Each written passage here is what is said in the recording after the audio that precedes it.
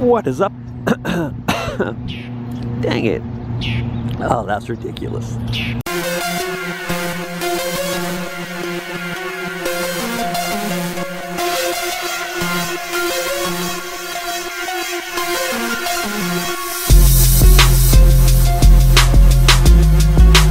What is up, everybody? TheHunterGT with TheHunterGT.com. That's right, go check out the website. Got the rad metal detecting forum over there, full of the rad dudes. TheHunterGT.com. Look at this nice, beautiful little pond at the old park here, turn of the century park. However, this pond is the root of our problems. Why? It is a decade and a half old. They scooped out all the dirt, and where did they put it? I think it's all over the park here. That's why we have surface V-nickels. That's why we have wheat pennies and silvers that are 1 to 2 inches beneath the ground. And zinc pennies that are 8-9 inches that should be Indian heads. Right, Jeff? Isn't that right, Jeff? Yeah. Yeah, my buddy Jeff knows what I'm talking about. A little inside joke, because that guy finds wheat pennies. He walks over to his neighbor's yard to borrow sugar, and comes back with an Indian head penny in his pocket. I swear, the guy finds them every day. Right next to, oh, I'm going to my neighbor's yard to go hunt, and oh look, 15 Indian head pennies all in the same sweep of my coil. Anyways, I love that guy to death, so I'm just talking smack. He knows it. There's a big white bird up there over on the tree. I don't know if you can see him. He came in earlier and swooped down on all the competition, and 15 birds went squawking away. He's got a big old beak and one of them birds that stand still, an egret or something like that. He's gonna go try to spear a little fish. They do stock this little pond here, and people do come with their poles and fish it. So F75 Plus, the detector of the day. Wonderful detector.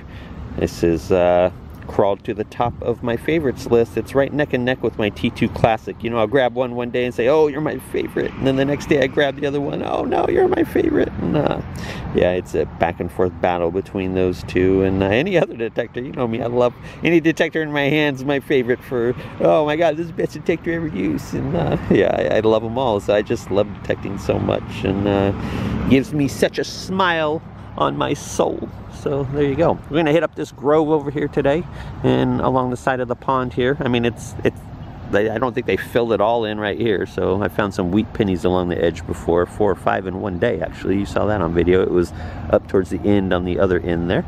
But nonetheless, enough babbling, the Hunter GT. Why don't you shut your face? Let's go find some stuff. First find of the day: a clad dime that has been whacked by the mower on one side there. You can see where the indent happened on that side. You can see where the blade hit, obviously. And then over on that side, you could just see where it bent over. So it wasn't a cut. Nobody tried to cut it or anything. It was definitely a mower strike. And poor old Roosevelt took one to the back side of the jaw there. Oh man. On to the next. I just found this lock, or this key, not the lock. Found the key. National cabinet lock, made in the USA. Well, you know what that means. This is the national security's cabinet. It's a national cabinet lock. So pretty sure this is where the NSA keeps their coffee mugs, or you know, drinking mugs, maybe silverware, who knows. 3630P0 on the backside. It's been cut. They don't want, you know, they cut the key and then threw it away. This must have been a duplicate that they didn't need anymore. And you know, national security and all, they wouldn't want a kid to have the full key and to get one of their mugs or something like that. On to the next. All right, got a nickel signal here.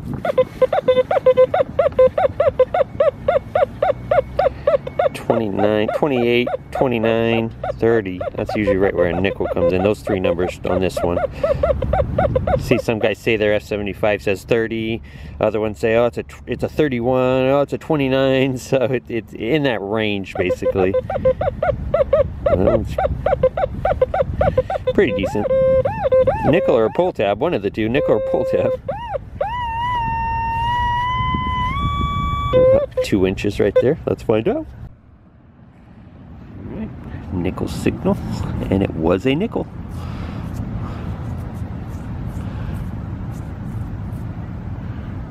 77, 1977 nickel. No!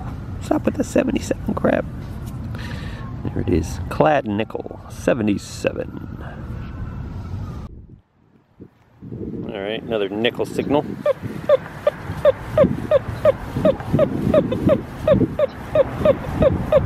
This one's a little bouncier than the last one. Even I circled it, and it's staying in that 29 to 34 range, basically. But a lot of 31s, 28, 29, 30s. So it's in that nickel range. We'll see what it is. Probably a pull tab on this one. Well, it was a nickel. It was pretty deep too. It was probably a good 7-8 inches, 2012. So like I said, fill dirt from that damn pond over there. I think that's the only way this nickel could have got down that far. I mean, it was a good 7 inches down. So yeah, I mean, I know nickels like to sink, I guess. They're a little heavier coin, but still, I think this is probably from that fill dirt area, something like that. 2012 nickel. Some cool little mushrooms that I just saw as I walked by. Looks pretty cool. Looks like there should be some little miniature creatures walking around in there, right? Pretty nifty.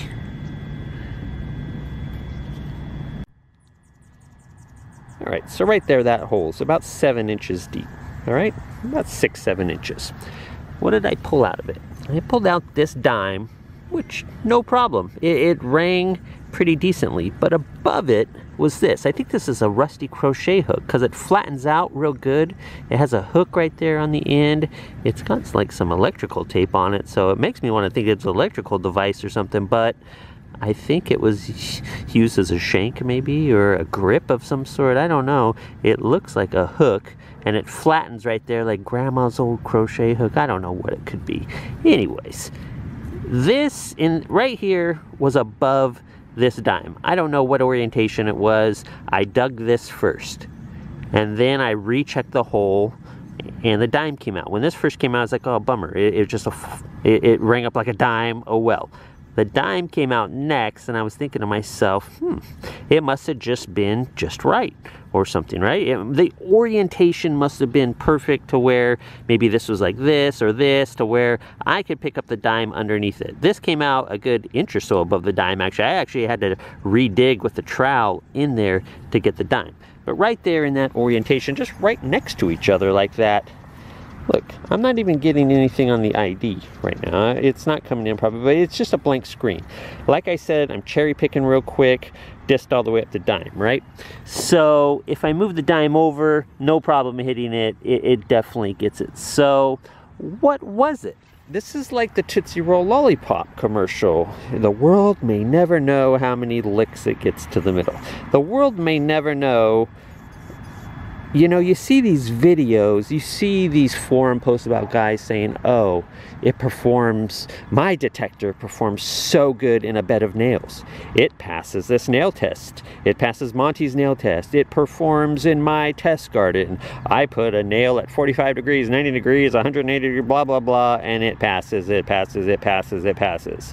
This detector is the greatest. This coil is the greatest. I'm guilty of it as well right here on the TheHunterGT channel, right? Of course I am, and I like it. Who doesn't like it? We all enjoy it. We all enjoy depth tests. I'm not talking crap about them. I'm just saying, raise an eyebrow a little bit.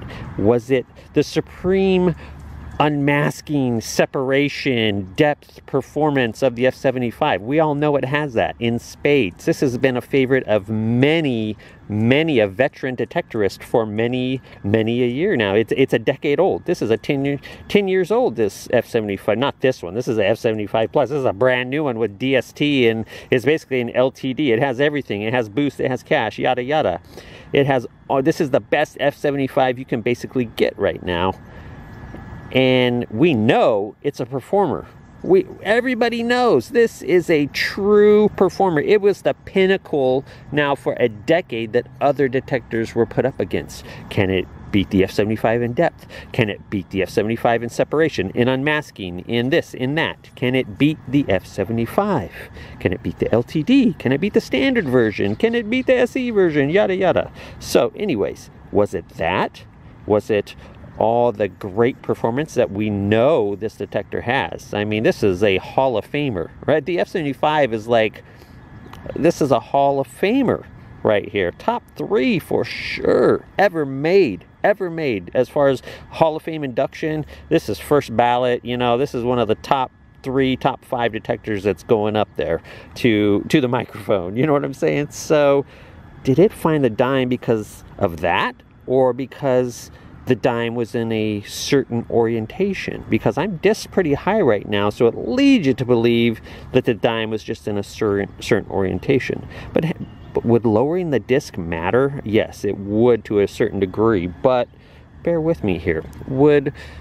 Does lowering the disc matter in certain scenarios to where, I mean, if the nails are just laying right and it seems to you like, oh, it's just a bed of nails because I dug 15 square nails today when I was detecting that were false signals and blah, blah, and then I pulled out this walker and blah, blah, blah, blah, blah. Now, you guys know me. I'm a park and school hunter. I love it. But if you watch my older videos, I beat some Colorado relic sites, turn of the century stuff. I found me some old turn of the century relics. I know what I'm talking about here. How many times is it actually the detector's performance compared to the coin was just in the right scenario? Even if it's been there since the 1800s, it was just laying in the perfect balance, so to speak, compared to the bed of nails around it. So don't take too much, even in my videos, take it with a grain of salt, everybody. You know, make your own decisions,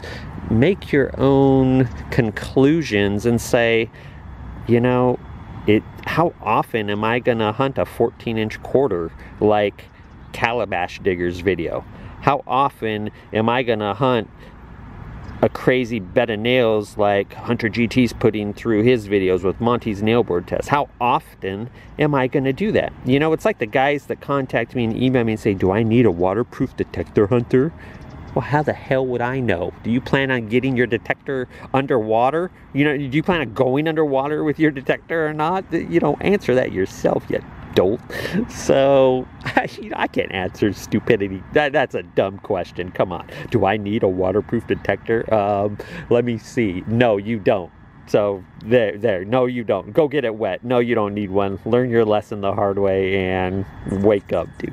So, anyways, I'm babbling 6 minutes now. This is going to be a bit of a babbling video. Maybe I should save this for one of the live streams coming up. But anyways, is it the detector that found the dime? Is it the orientation that tricks people into believing that their detector is just the cat's ass and, oh my God, it passed my backyard test, therefore it must be the greatest thing, and when I go find this old 200-year-old button or 150-year-old coin and it was an inch deep and not a nail in sight on video, I'm gonna go on and claim that it's just the greatest thing ever because it passed my test bed. So there it is. On to the next. Alright, right there about 2-3 inches. Check it out. I got me a fancy bracelet here. Pretty nifty. Looks like it might be gold plated or something. I rang up in the zinc range, but you can definitely see it's not pure gold. There's some spots that are red and purple and green, funky colors here from oxidation and all that. So, man, can you imagine if that was solid gold or something similar? That would be nice, but you can tell the dirt's really clinging to it. Too much for it to be real gold or anything. Maybe a little bit of plating here and there. The bear's pretty shiny. He might be like some gold foil. See how he didn't oxidize compared to everything else there? So he might be the biggest piece of gold there. So yeah, I do think it's gold plated though. There's some spots on it there that appear to be really, really lightly plated. So there it is. Some toyish jewelry. Maybe, maybe not. On to the next. Alright guys, we got it cleaned off there. 23, you said? 1923S. 1923S, right there. Sweet. Excellent. 1 inch down. Alright. 45 wheat. And I have a 41 in my pocket as well. I couldn't figure out which one I found just now. I think it's this one because I put it in my pocket because someone came up and talked to me. And then I reached back in and it was 2 wheat pennies in there. I was like, oh no. So it's either a 41 in my pocket that I just found or this 45. We'll see if it's a duplicate once I go back and edit the video. Oh no. On to the next. I think I'm about ready to call it a day, honestly, guys. So probably just gonna wrap it up here. So hope you enjoyed the video. Got a few cuts here and there from 2 different hunts. So there it is. My buddy found a Merc. I found a couple wheats. Some pretty good stuff. Hope you enjoyed the video. The Hunter GT signing off. I will see you on the next video.